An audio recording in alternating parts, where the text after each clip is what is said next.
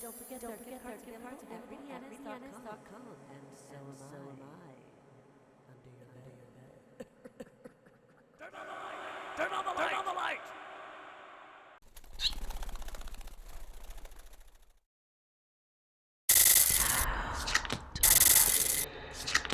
Hi there, Scorpio. This is your weekly reading for the week of November 30th. Now, this is an interesting week. It's probably going to be the most difficult part of December for many people. I don't think it's going to faze you that much, but I know that we should discuss it to see what it is that comes up. We're coming off of the Uranus-Pluto square, which, again, is separating, but it's within a degree of exact, and so it will be until the end of December. Nothing to worry about other than, in my opinion, disruptive situations, maybe disturbing confrontations that are part of an old pattern or cycle or theme. So I kind of see it as something to kick around, for the last time, to see if we can extract anything of value from it. And then, of course, as this continues to separate, that theme won't be so ever present. Also here Sunday, we had the Sun in Sagittarius squaring Neptune in Pisces. So Sagittarius being your solar second house, Pisces being your solar fifth house, could indicate that there was some difficulty with you in your home and your living arrangement, or you and your home in relation to your living arrangement with kids, siblings, cousins, brothers. This could be stepchildren. This could be children that are from a previous marriage, but there's something here that's not flowing easily. And if we remember that Saturn, Sun in Sagittarius was also conjunct Saturn in the second house, which is a little bit difficult because we already had the glare in the opposite direction when there was the full moon in Gemini here on November 25th. And so that was staring right down it. It was just looking right at this, and the aspect was somewhat uncomfortable. I actually experienced it in a way that I could tell you I was certain that that's what it was. I just couldn't believe I'd done so much to try to avoid the drama, and there it was anyway. So on Monday, the card that you've drawn is the Knight of Wands. So there is an Aries, Leo, Sagittarius person involved in whatever the crux of the problem is. And also remember that this card could represent a male or a female. There is no gender identification with this individual. If it relates to messages coming from the universe, it is also saying that the best way to handle this is just to stay grounded, whatever your major obstacle or challenge could be. Just stay grounded. This is a very grounded terrestrial type of energy. So if that's the way that this is coming to you, the energy is coming to you, it could be, like I said, somebody who is most likely fire sign rising or heavy placements in, or just comes across fiery that way. And I'm sure that you'll be able to make the connection to who these attributes belong to.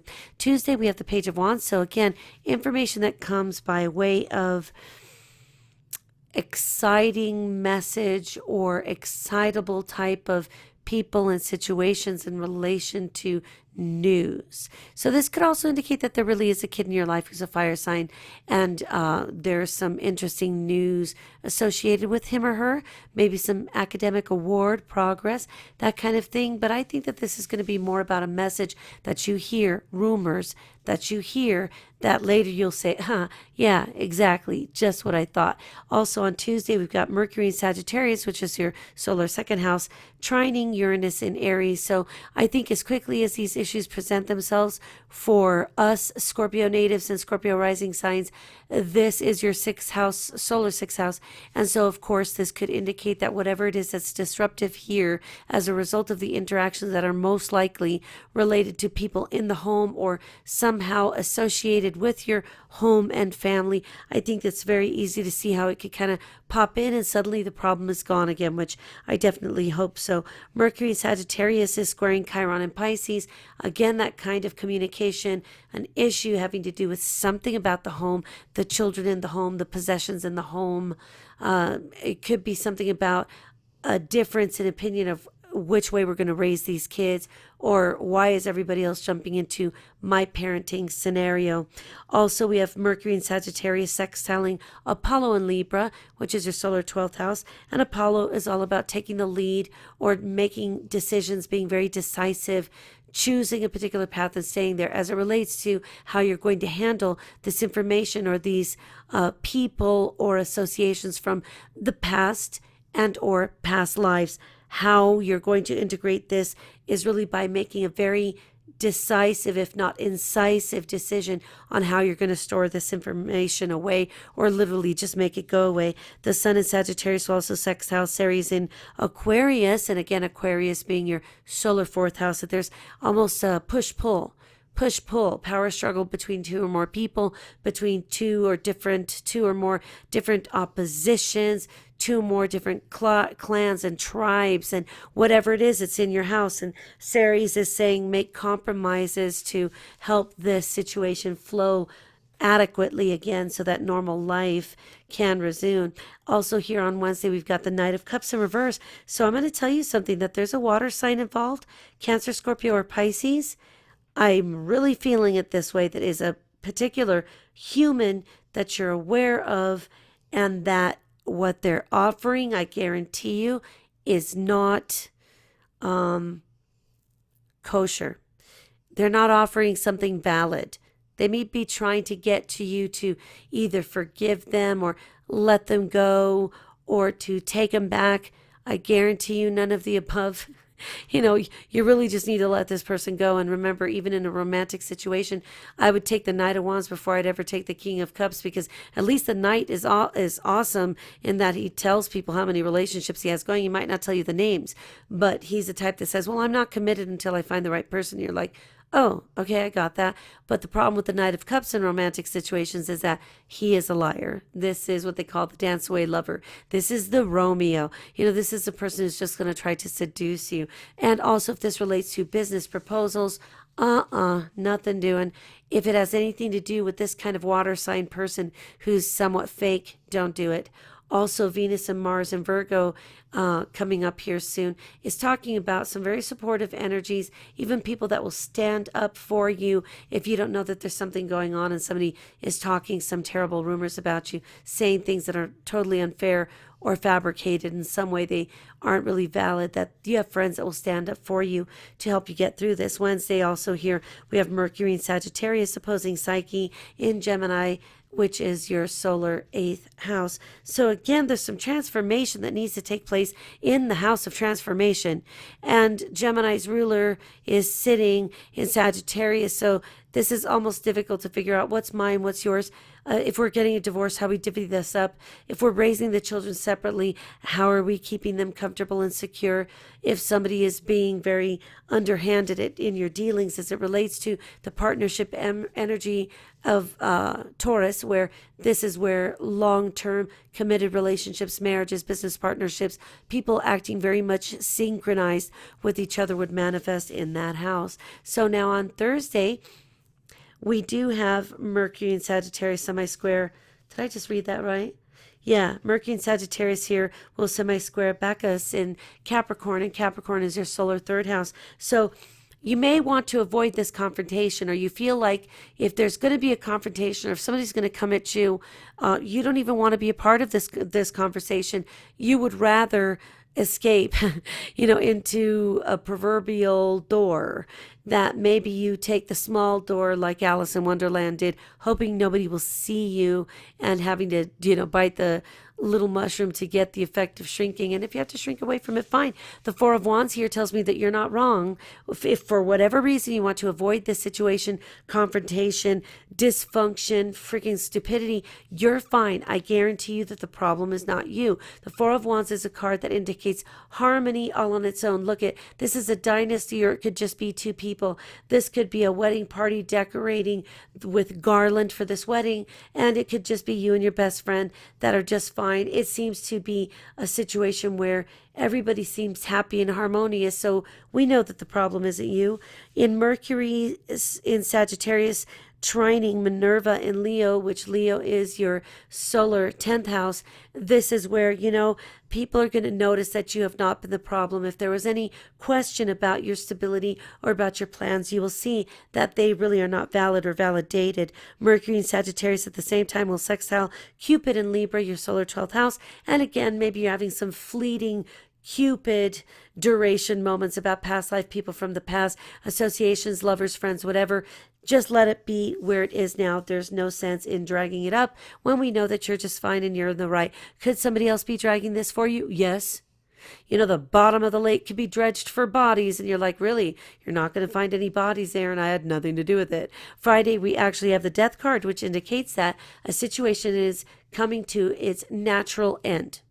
You are now right there at the end of a situation that could very much be an issue about your livelihood, your foundation, your stability could be coming right out. Now, I guarantee you've got a lot of friends on your side, even if you don't know who they are or where they are. They could be dead people, okay? They could be other people such as this, but the transformation comes at the time that Mercury in Sagittarius is squaring Jupiter and Virgo, and there are your supportive friends. And maybe you're, enjoying a little fame. Your fan base is growing. People like you. They've heard about you. They're talking about you, and you really like this. It's appropriate.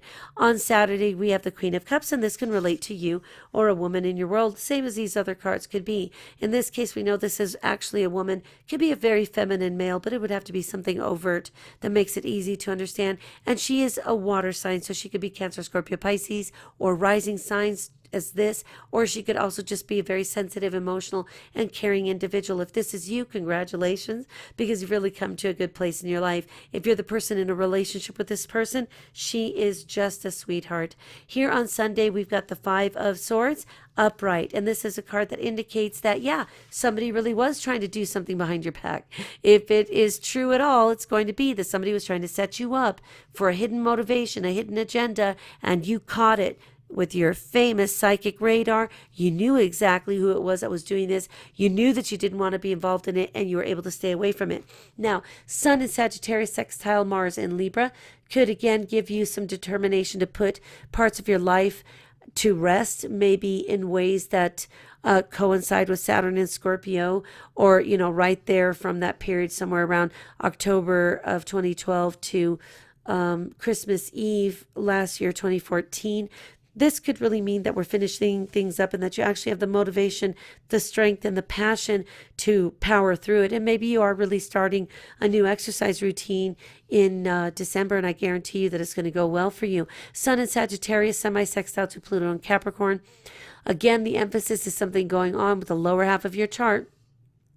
And it seems to be communication with most likely other family members that where it's not difficult, we're not really bridging the gap here. Something seems to be missing, but you've detected already, good for you, that there's something wrong with this interaction or the potential for the interaction. Also, Mercury in Sagittarius squaring Hygeia and Virgo, your solar 11th house, is saying, look, you can avoid problems before they start. If you have an ex coming back into your world, how do you stop the situation from getting out of control? You don't need to date that person. You don't need to be their friend. They can just be another person in the environment, because your job now is on a bigger scale to avoid problems in the minutia in the house across from it, which is the 5th house of Pisces. For you, solar astrology, the house that determines what kind of relationships we have with siblings, with children, either his, yours, and mine, ours, whatever this is. So, Hygeia is saying, hey, look, keep an eye out. Something's up. Make sure that you detect this. Mars and Libra squaring Pluto and Capricorn is also that issue where you could get somewhat explosive if somebody else is digging up the past for you. Why would they be doing this, right? It's really not that necessary, but this is what my message is for you, Scorpio. That no matter what you hear, no matter what transpires, you're the only person in control of yourself. So in a way, I agree with the idea that you could allow yourself to be vulnerable, knowing if you're in a situation that is vulnerable already, but there's something else about us refusing to admit that somebody hurt our feelings. You don't have to show it. You're already emoting it. You already know. There's nothing new here. Nothing coming up here is new. Yeah, there could be some interactions at holiday parties and stuff, but I don't think you're going to be feeling like you really adore this energy. I think this is time better spent stating your intentions, standing your ground. It doesn't have to get ghetto. It could, be a very easy conversation on what's the worst that could happen. They don't listen to you, Scorpio. By now, you don't have to listen to anybody.